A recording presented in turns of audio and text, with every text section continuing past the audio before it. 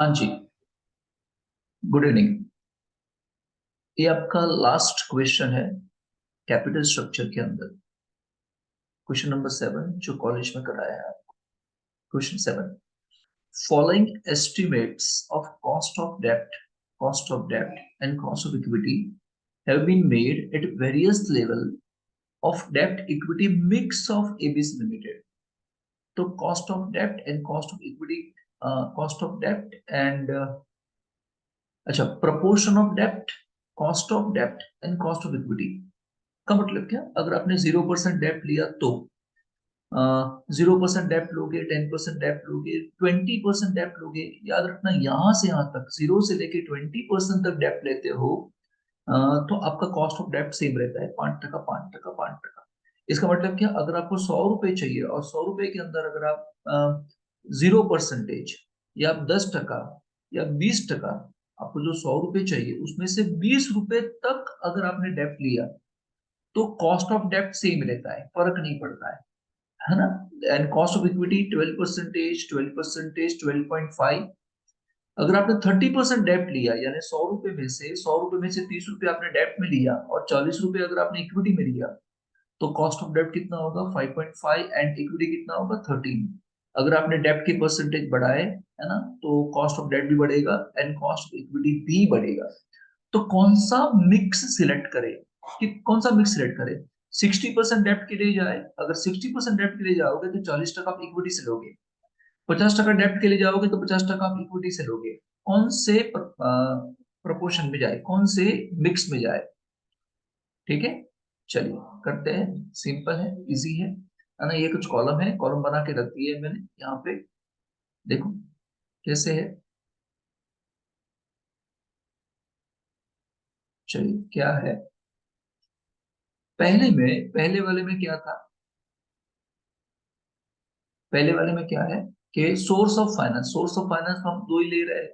एक हम ले रहे हैं क्या, इक्विटी ले रहे हैं, और एक क्या ले रहे हैं? डेप्ट ले रहे हैं। ठीक है, प्रोपोर्शन कितना? पहले वाले ऑप्शन में डेप्ट का प्रोपोर्शन कितना था? 0 है ना। तो इक्विटी का प्रोपोर्शन कितना होगा? टोटल 100%, 1 है ना। अगर हम इस मिक्स को हम 100% पे कैलकुलेट करते हैं या हम 1 पे कैलकुलेट करते हैं, तो ये कितना हो जाएगा सर? यहाँ पे 1। और इसे 1 रुपए में से पूरे के पूरे पैसे कहां से लाए? इक्विटी में से लाए। आपने डेप्ट लिया नहीं। चलिए, after tax cost, after tax cost particularly हम डेप्ट के लिए जानना चाहते हैं। इक्विटी में कॉस्ट कितना था? इक्विटी में था 12%, और यहाँ पे कितना है? 5%। ये देखो, कॉस्ट ऑफ डेप्ट। याद रखना, ये आफ्टर टैक्स होना चाहिए। ये क्या होना चाहिए? After tax. अगर आपको टैक्स के परसेंटेज दिए हैं तो फिर आपको कैलकुलेट करना पड़ेगा और आपको आफ्टर टैक्स फाइंड करना पड़ेगा कॉस्ट ऑफ डेप्ट। यहाँ तो हालांकि टैक्स के परसेंटेज दिए ही नहीं है, तो हम मान लेते हैं आफ्टर टैक्स होगा। तो ये कितना हुआ? 12, और ये कितना हुआ? 1। 12 into 1 तो हो जाएगा वेटेड एवरेज कॉस्ट कितना हो जाएगा? 12। यहाँ पे 5 into 0, ये कितना हो जाएगा? 0।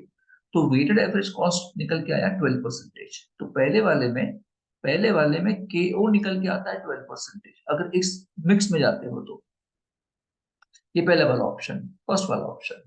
फिर दूसरा वाला ऑप्शन, दूसरा वाला ऑप्शन में क्या था?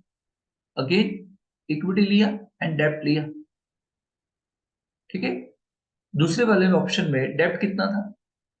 10%। इसका मतलब इक्विटी कितना होगा? 90। ये कितना हो गया? 100।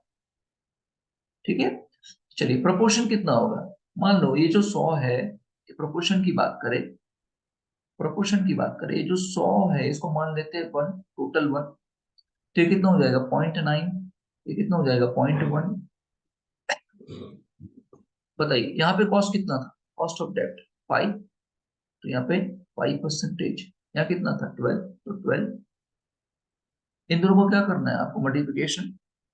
तो 12 into 0.9, तो 12 9 जा 108, तो हो जाएगा 10.8।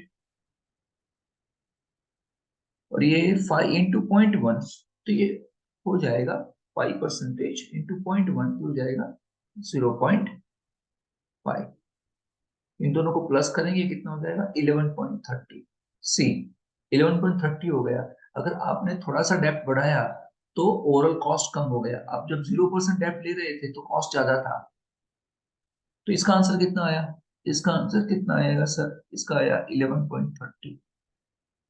ठीक है, चलिए और एक ऑप्शन करके दिखाता हूँ। ये थर्ड ऑप्शन, ये थर्ड ऑप्शन करने जा रहे हैं। फिर आपको यहां से लेके यहां तक खुद करना है, इस तरह से ही करना है। अगेन, सोर्स ऑफ फाइनेंस कौन कौन सा? सोर्स ऑफ फाइनेंस कौन कौन से सोर्स ऑफ फाइनेंस है सर? दो ही तो है, इक्विटी एंड डेप्ट। चलिए, थर्ड वाले ऑप्शन में डेप्ट कितना लिया आपने? 20। तो डेप्ट कितना लोगे सर? आप 20 लिया है, तो इक्विटी कितना हो जाएगा? 80, क्योंकि परसेंटेज 100 टोटल।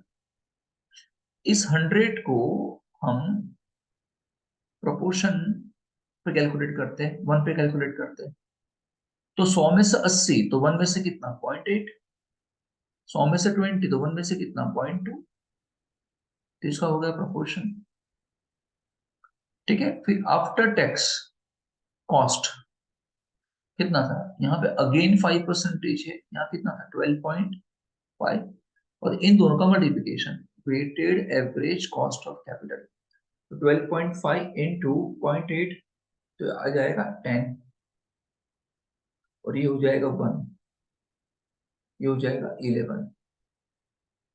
देखिए again overall cost of capital कम हो गया। आप जैसे जैसे डेप्थ बढ़ा रहे हैं ना, तो ये कम हो रहा जा रहा है। तो ये कितना हुआ पहले की कंपेयर में? अभी कितना हुआ? 11 हो गया। ठीक है, उस तरीके से आप किसका फाइंड करना है ना? 30, 40, 50, 60 का फाइंड करना है। तो आंसर किस तरीके से आएगा? अगर आप 30% डेप्थ में जाओगे तो ये हो जाएगा 9.10। ये हो जाएगा ओवरऑल, ये हो जाने वाला है 10.75। अगर आप 14% डेप्थ में जाओगे तो ये हो जाएगा 10.80। अगर आप 16% डेप्थ में जाओगे तो ये हो जाएगा 11.25। अगर आप 20% डेप्थ में जाओगे तो ये हो जाएगा 12.20। है ना? तो कहने का मतलब क्या? कहने का मतलब ये कि जे पहले डेप्थ कम था, 0 था, 10 था, 20 था, आपने डेप्थ बढ़ाया, है ना? तो आपका कॉस्ट, ओवरऑल कॉस्ट कम होने लगा। देखो ये कम होने लगा। फिर आप, है ना, आप 30 तक वेट किया, यहां तक ये प्रोपोर्शन के लिए गए आप। तो यहाँ पे ये बहुत ही मिनिमम कॉस्ट था, ये 10.75। इसके आगे अगर आपने डेप्थ बढ़ाया तो ये बढ़ेगा, फिर 10.80, 11.25, 12.20। है ना? तो यही कहने का मतलब है, आपको अपने बिजनेस के मुताबिक, अपने बिजनेस के मुताबिक आपको इसको बैलेंस करना है ना? तो हर एक बिजनेस में अलग अलग रिक्वायरमेंट होती है, डेप्थ और रिस्क अलग अलग रहता है, तो कॉस्ट भी अलग अलग रहता है। तो आपको फाइंड करना आपके बिजनेस के लिए कौन सा सुटेबल है ना? तो इस क्वेश्चन का आंसर क्या? ये जो है ना, 30% पे ये कॉस्ट कम हो जाता है। क्लियर? तो 30% वाले डेप्थ के लिए जाना चाहिए।